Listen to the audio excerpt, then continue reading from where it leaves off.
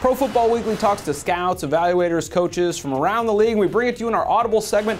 And first up, we're talking about that debacle on Thursday night, the Jets and Broncos. As one evaluator told Pro Football Weekly, for the first time in his life, he couldn't watch it. He switched over to golf and the President's Cup. It was more exciting, and Tim Tebow specifically, he couldn't hit the broadside of a barn. It was terrible. It seemed like they were punting every possession.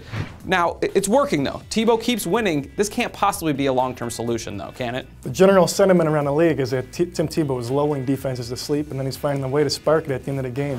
I don't see any way that he survives running this same style of offense. He's very competitive, and he's been willing his way to victory. But I think it's been more about the teams he's faced so far not doing their jobs than it has been about Tim Tebow executing at the end. It almost seems like John Fox and John Elway are just kind of waiting this season out. Any wins are a plus, but they're just waiting until they can finally make a decision after the season and go in a different direction. The flip side of that game, the New York Jets are in trouble. As one evaluator told Pro Football Weekly, he says the Jets are done. You know, players have tuned out the head coach, Sanchez has hit the wall, and they need to hit the reset button in New York.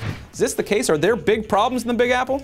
They were in a similar situation 3 years ago with Eric Mangini. I think the players had tuned him out just because he was so disciplined in his approach.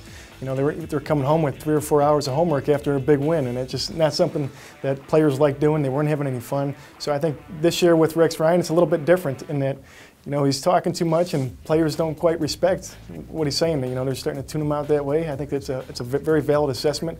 So I think they're going to have to do something to spark it and really get the players back on board. I think they kind of thought that from the beginning. Eventually, the act will kind of wear thin from Rex Ryan. It's just a matter of how far they can go until that happens. In Baltimore, we've heard that they're not getting Ray Rice the ball enough. We know that. But one evaluator told Pro Football Weekly they need to get Vontae Leach on the field more. He's like Lorenzo Neal used to be, the best blocking back in the league, just destroying people. They need to get back to that power run game.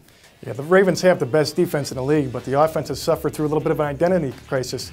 You look at the way they've tried to develop the receiving game, you look at Torrey Smith, you look at the tight ends, I think they've really helped bring them along by trying to go through the air. But if they want to win deep in December, I think they've got to find a way to establish that run game. And having Leach on that field is definitely what they need to see to make it happen. Yeah, they've kind of gotten away from what they've done best. We'll see if it pays off in the long run now that they have developed those receivers. That's what we're hearing from around the league. For the best coverage of the NFL, check us out at ProFootballWeekly.com.